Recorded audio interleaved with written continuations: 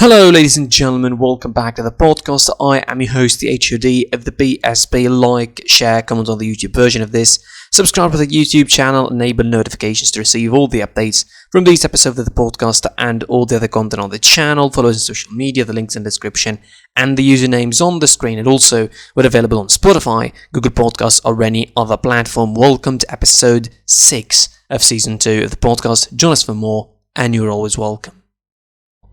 So the transfer window is officially done and over yesterday. It was a crazy day on deadline day in the transfer market. I mean, the whole transfer window is crazy. Obviously, there's just a lot to talk about. There are just too many transfers, too many moves made, too many big stories to cover. But I think I chose to cover the biggest axes of this story, the biggest sort of pivotal points of the transfer market during the summer. Obviously, let's start with the biggest winner. There's no two ways about it. I think as far as transfer market is concerned, I think the biggest winners are Man United and PSG. I think without any doubt. Not just because they got the best two players in the world, in Ronaldo and Messi, but definitely the whole structure of their transfer market this season was too much better than the other teams around them in Europe, than the biggest losers we're going to get to in a second. So let's start with PSG. Obviously, all eyes is going to be on them this season in the Champions League. You know, they're sort of assembling a Galacticos-like style team with the likes of Ramos in the back, with the likes of Messi and up front, and Neymar and Mbappe as a front line, and you have, you know, the names in the midfield. You have Wijnaldum, Verratti, and all that. We talked about them in the in the Messi part of yesterday's episode. So you kind of feel that, you know, PSG handled their business really well. Like, they only got Hakimi for around 60 million euros, and that was about it, pretty much, for the transfer window. They didn't buy anybody else. I mean, those names that they got: Donnarumma, Ramos, Messi, and Wijnaldum, all on a free. When you think of the names that they got on a free, it's just crazy how PSG handled their business. Obviously, there was the bad side, or the ugly side, a little bit of the transfer market for them. We're going to get to in a little bit. But definitely the good side is that they handled their business really well. They got a bunch of good players, a bunch of great players, and Messi, who's in a different level, different sort of echelon above everybody else at PSG.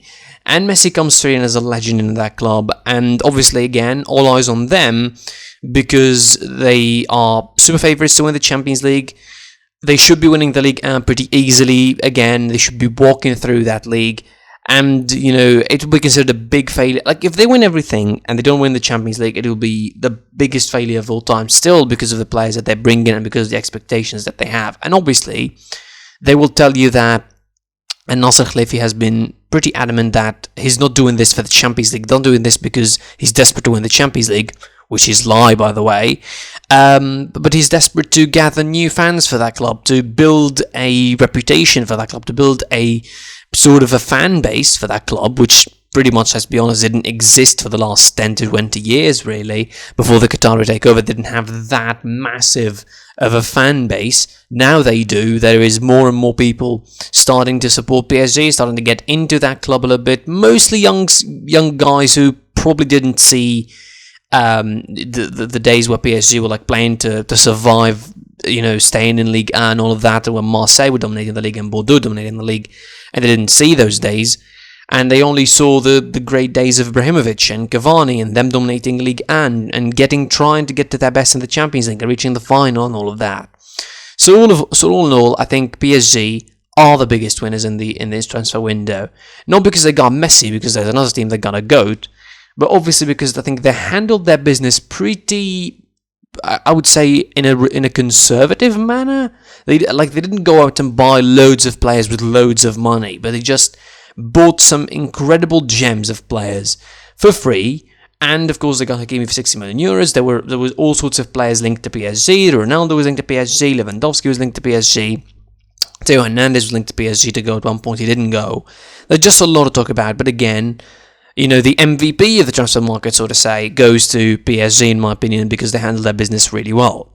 Which transitions us nicely to winner number 2 in this transfer market, which in my money goes to Manchester United.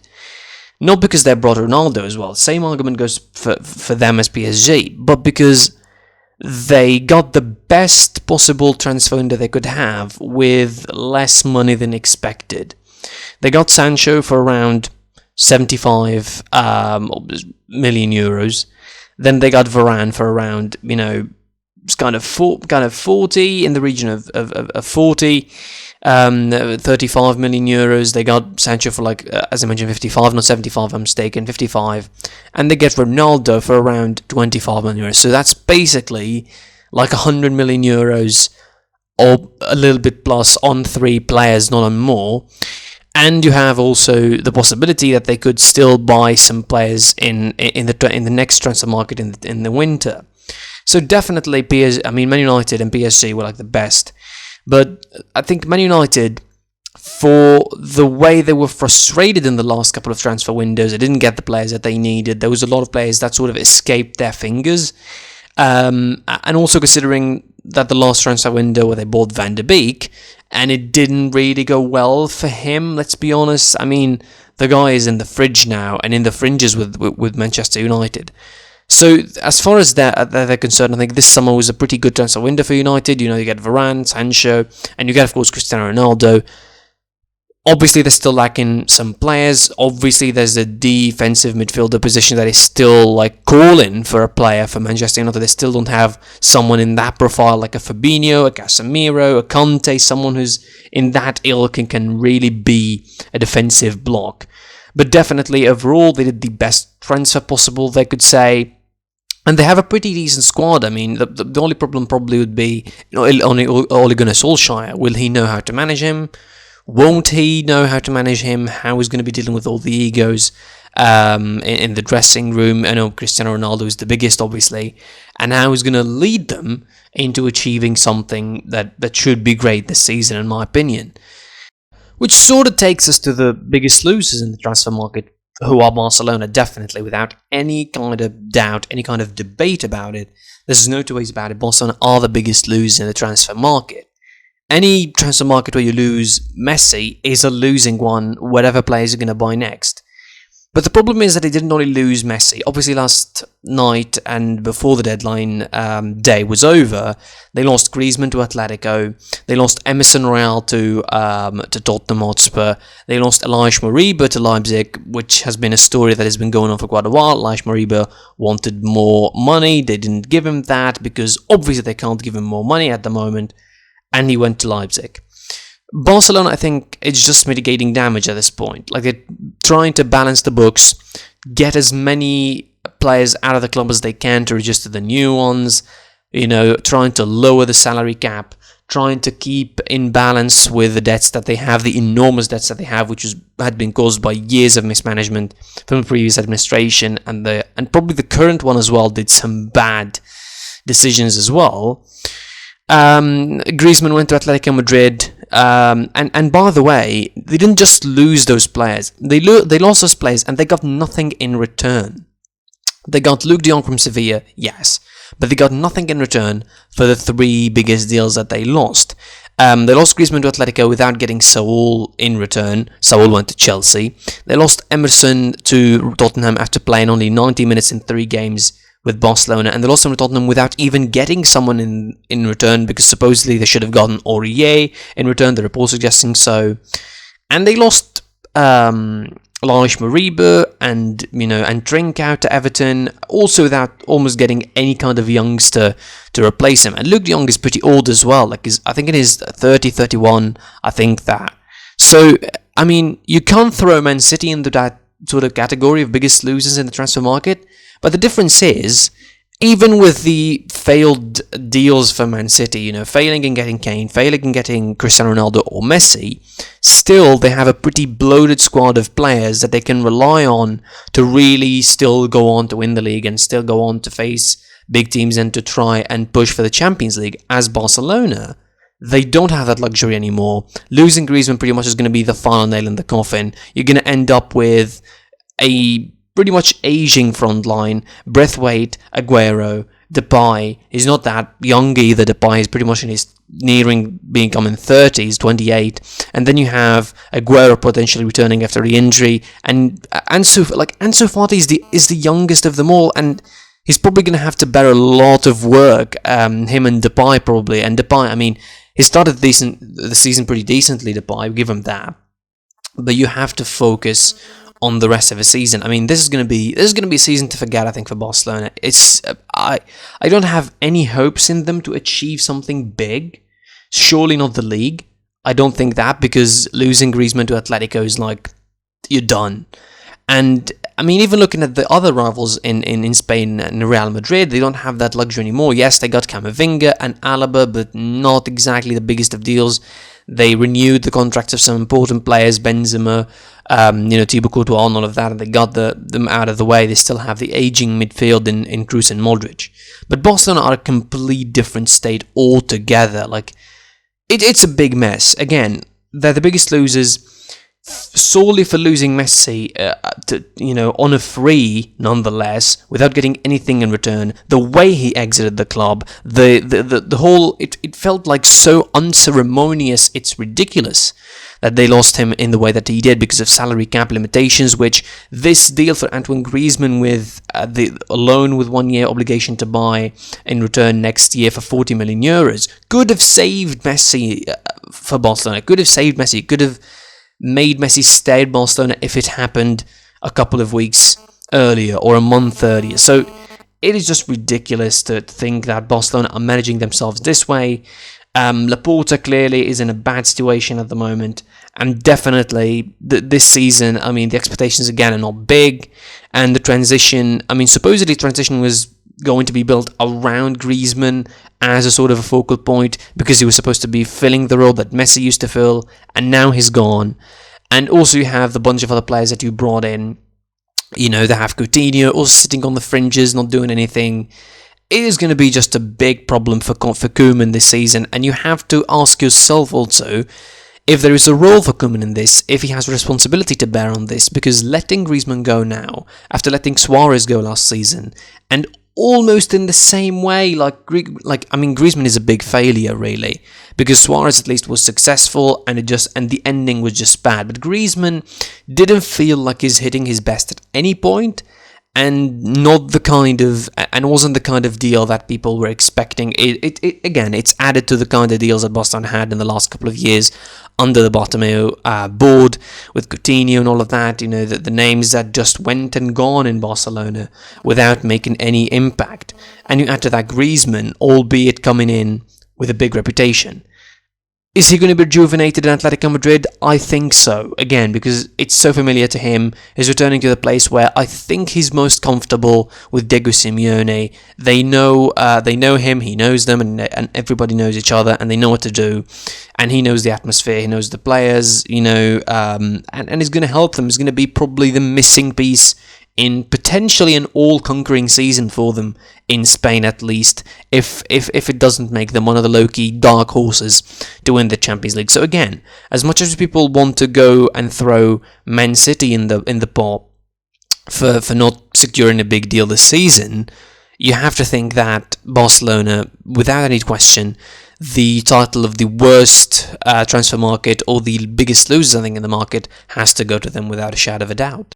And speaking of Man City, as I mentioned, they are sort of, pretty big contenders to go for the biggest losers in the transfer market. I mean, not quite as Barcelona, but definitely a big losers. They also had a saga on their own this season. They pretty much had like 3 or 4 sagas going on, and only one of them was successful, which was the Grealish one. Ended up signing him on £100 million, which is ironic because a few hours after they officially signed him, Messi was on a free and left Barcelona officially and just went to PSG the next day. So overall, I mean, Man City, obviously, it has been known for a while that they need a striker, or at least it looked like they needed one, considering that they don't use the strikers. The top goal scorer last season was Gundogan, 13 goals from the midfield position, and all of that. And like almost all the English media seems to think that Man City need a striker. And obviously the first choice was Harry Kane in the English market. Probably at the peak of his career, definitely at 28 years of age, hitting ridiculous numbers at the worst season of Tottenham probably since the since 2015 or 2016. He still ended up being the top scorer and top assister as well in the Premier League, with Tottenham ending at 7th in the on the table, and he's still being the best player, in the league, deservedly so, I would say. So the focus was on him. People were thinking, yes, he's going to leave. Obviously, there was the gentleman agreement story with Daniel Levy, but definitely as the days grew closer, and Tottenham felt the real danger of Harry Kane leaving the club, with the results of him not showing the training, not showing up to training, not wanting to train with the club. Reports were suggesting that the relationship with Daniel Levy was pretty much in a big tension kind of situation with Daniel Levy. He wanted to leave. He insisted to leave. City didn't make an official. Here's the problem: City didn't make an official bid for him. They didn't go for didn't go for a real negotiation with Harry Kane. There was no sort of extended negotiation with any of his agents. The Tottenham board pretty much shut down all the options, all the bids, all the offers.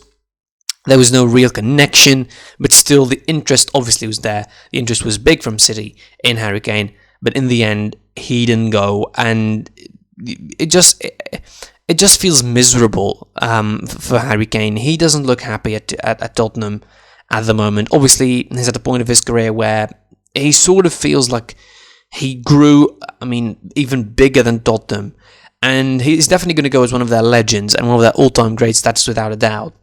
But is loyalty going to pay the bills for him? And not in a literal sense, because I don't think that Tottenham are short on money that can pay him enough.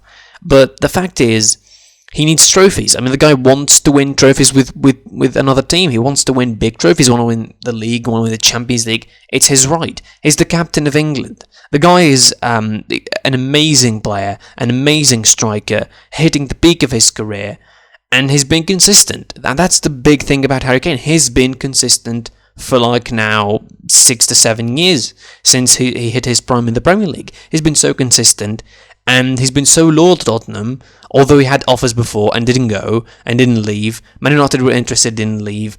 Chelsea were interested, didn't leave. And Man City now were interested, and he sort of decided to stay, probably because he still has 3 years on his contract technically, and the board would not let him anyway leave. So, Daniel Levy sounded like a pretty proper prick there, not letting Harry Kane leave, despite having the gentleman agreement, as I mentioned, between the two of them, which, as ridiculous of an idea as it sounds, I think it should be enough of an argument for Harry Kane to leave the club. And obviously, with the results and the stories of him not showing up to training, it just intensified the situation to 11, and people were thinking, okay, maybe he's going to strike on his own. Maybe he's going to sit out the rest of his contract, as crazy as it is, 3 years. Imagine the guy sitting out 3 years out of his contract just to wait to go to Man City. Impossible. I definitely think if he doesn't succeed, he doesn't achieve anything of notice with Tottenham this season, which I doubt they would achieve anything. I think he's going to go next season to City, and he should be doing that, because as still in his prime as he is, he doesn't have a lot left as far as his prime is concerned. 3-4 years, spends them in the top level with City or another team, wins a bunch of trophies, maybe a Champions League, maybe, he couldn't do that with Tottenham, he was close, maybe win a couple of leagues, and then, retire in peace or something. But he needs to leave Tottenham, but Tottenham won't let him go that easy. It will need to be something big and similar to Grealish, who left with £100 million. It should be something also majestic for Harry Kane to leave Tottenham for Man City. So I think, at the very best, next summer, Harry Kane won't be at Spurs, and he would be leaving Tottenham and he would be going to Manchester City, because I don't think he will resist. I don't think the board would resist. And with a little bit of insistence, I think, from his brother, his agent as well, is going to be leaving the doors next summer. But hopefully before that, he spends a decent season with Spurs. He helps them. They play in the Conference League. Maybe he helps them win that competition. It sounds like an easy competition to win. It would be a disaster if they don't win it, considering the clubs that they're playing. And they almost went out of the first round, really. There was a scare against Marcus Ferreira. They should be winning something this season. At least that Conference League should be a walk in the park for them. It should be between them and Roma, to be honest.